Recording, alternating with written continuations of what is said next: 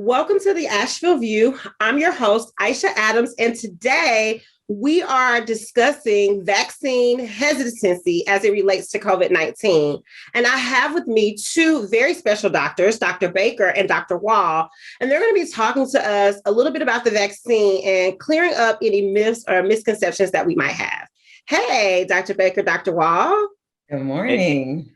Just take a minute and tell our listeners a little bit about your background.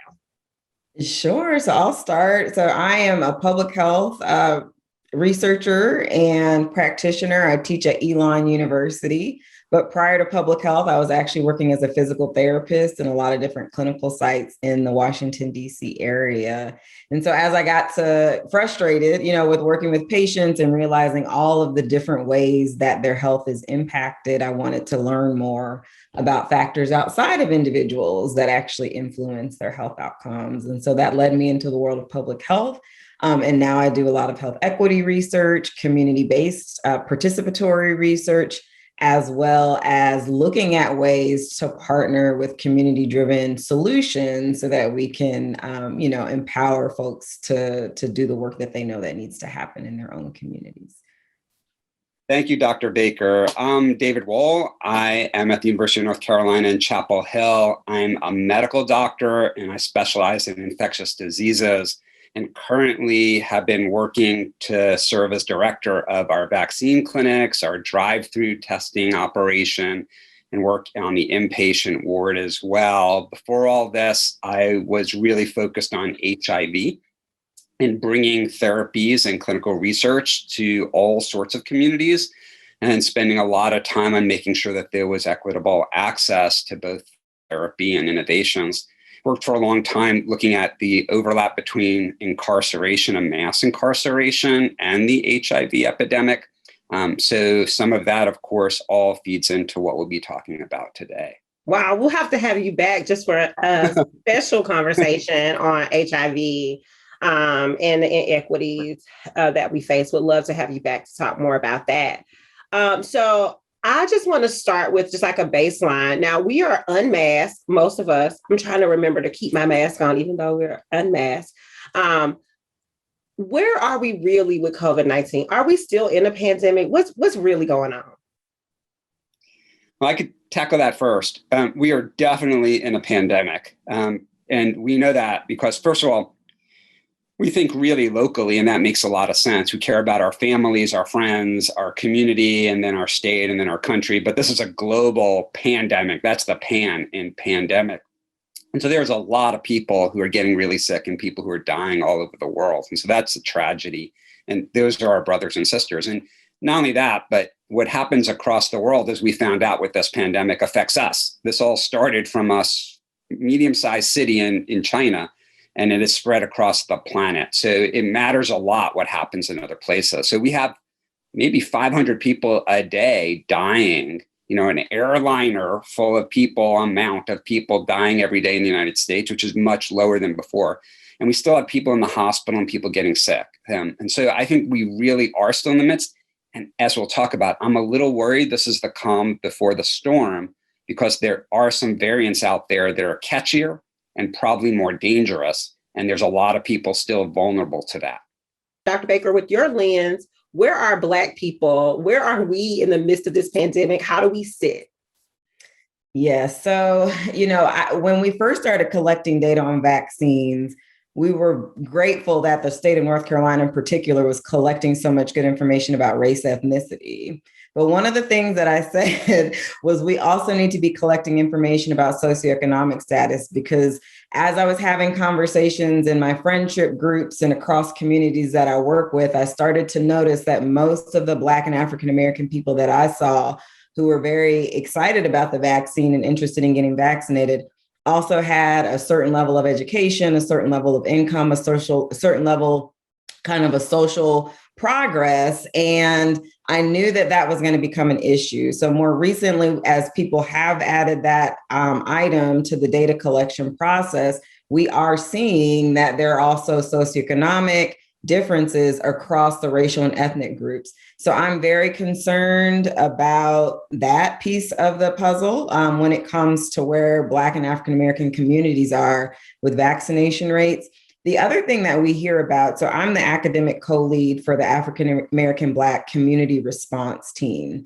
And what our community response team members are telling us across the state is that there's also kind of a resistance from our younger community members, so like the 18 to 22-ish year olds, who aren't, super interested in getting the vaccine. They feel like, even if they've had COVID already, they recovered fairly quickly and they don't see it as a necessity. So while, I'm pleased overall with rates, that once we start to disaggregate or take apart, the diversity among African American Black communities, we start to see some pockets that are not, getting vaccinated. So we really need to increase our efforts in those communities.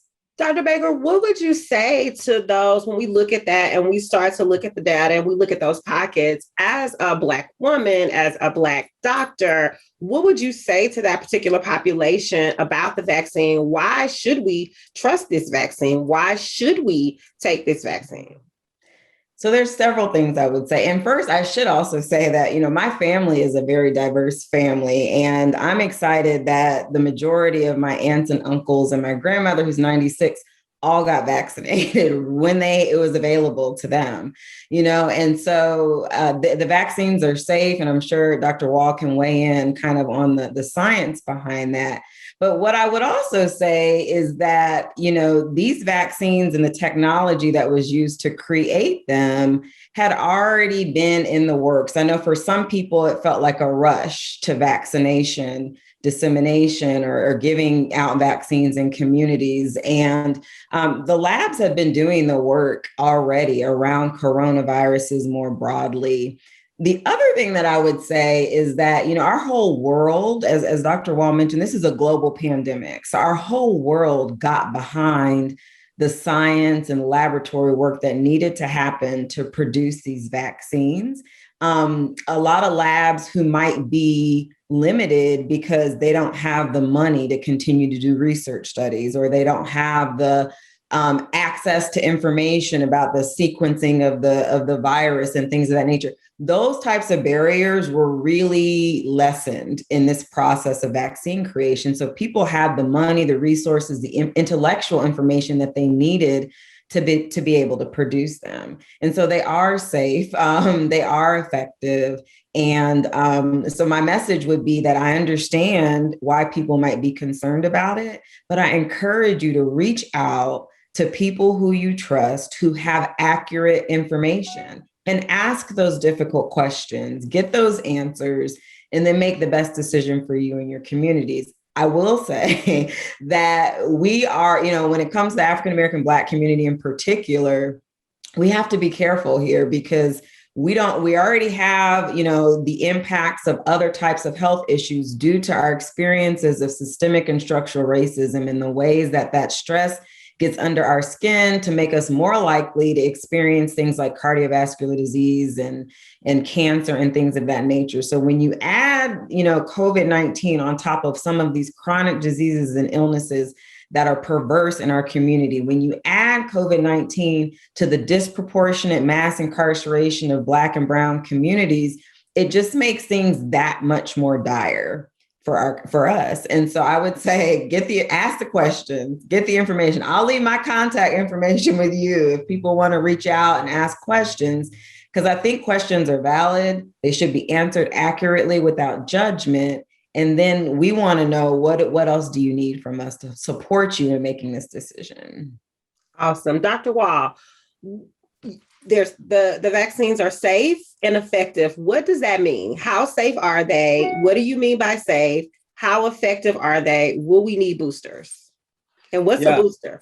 Lots of questions. And they're good questions. So the vaccines are effective. We know that. So what are they effective at? They're really effective at not allowing people to get sick and die. So all three of the vaccines we have out right now do a fantastic job, where it's extremely rare right now for somebody who got any of these three vaccines to get hospitalized, let alone die. So that's great. They also protect against infection, and that's another really important thing, because if you don't get infected, you can't pass it on to somebody else. So really high efficacy rates. So we're talking about, as far as preventing death and hospitalization, over 90, 95%, like almost 100%. So that's great. That's why I'm not worried about people who are vaccinated necessarily catching one of the new variants, because we know that the vaccine protects against those too and protects people from getting really sick and dying. And that's the number one thing you want from a vaccine. Number two, you want to not get infected so that even you don't get a little bit sick. No one wants to get a little bit sick either. So that's key. So I think, what do we mean by safety? Safety is relative, right? Everything we put into our bodies, certainly medicines, therapies, we have to think about what's the side effects, whether it be aspirin or penicillin or the flu shot. So all of us have to realize that these things may have consequences, but the benefit of them has to outweigh those risks. And here, the calculus is a no-brainer. I mean, really, really no-brainer. We know a lot about these vaccines. We know a lot about immunization. Immunization and inoculation goes back hundreds of years to Africa, where people were preventing their children from getting smallpox and taught us in the West how to do this. So this is a traditional approach. Believe me, taking scabs of smallpox and putting it under your child's skin carried a lot more side effects than what we're talking about with these vaccines. These vaccines rarely cause serious problems. All vaccines, whether it be the shingles vaccine, no matter what it is, there's going to be some small group of people who just something's up with them, something happened to them.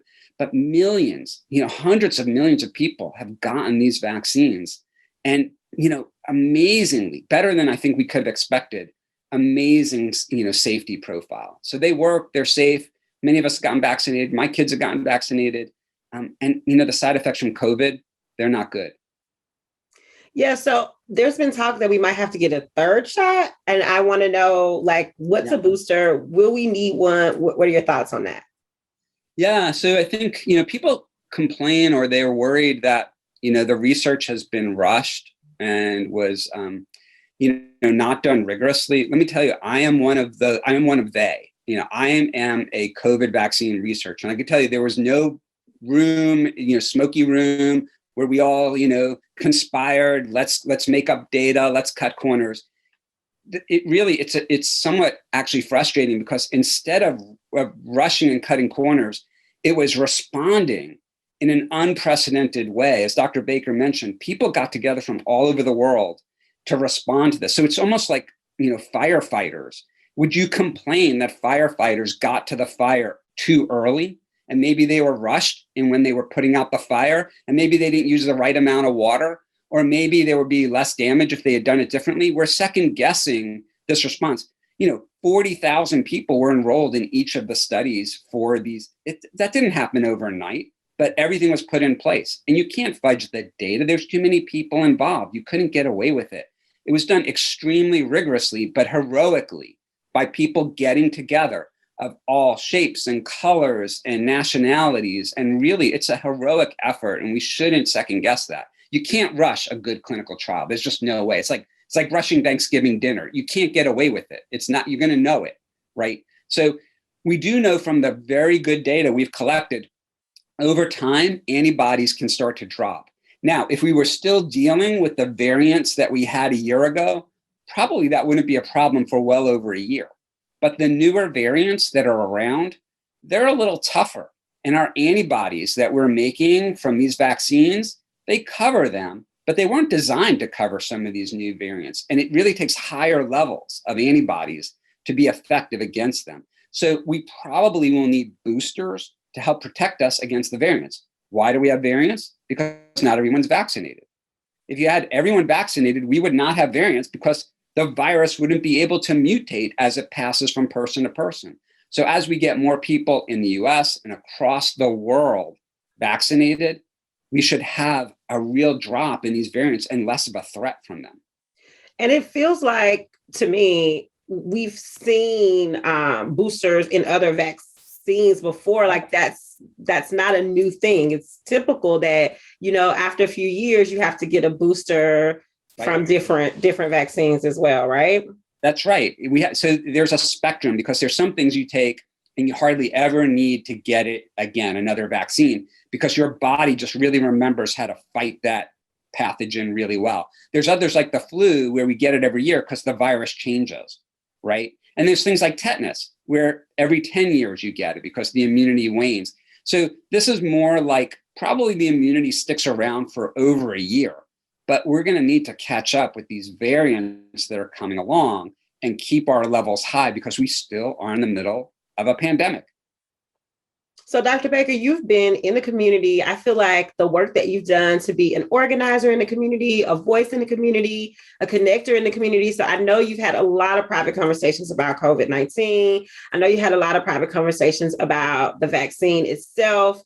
What would you say is the biggest hesitancy that you've heard people talk about, or that people have come to you about, that you could sort of dispel today, the myth here for our viewers? Right. So they really span a broad range. I mean, everything from getting the vaccine is getting a microchip, inside of you that's going to track you. So that is not true, 100% not true. There is no microchip within this vaccine.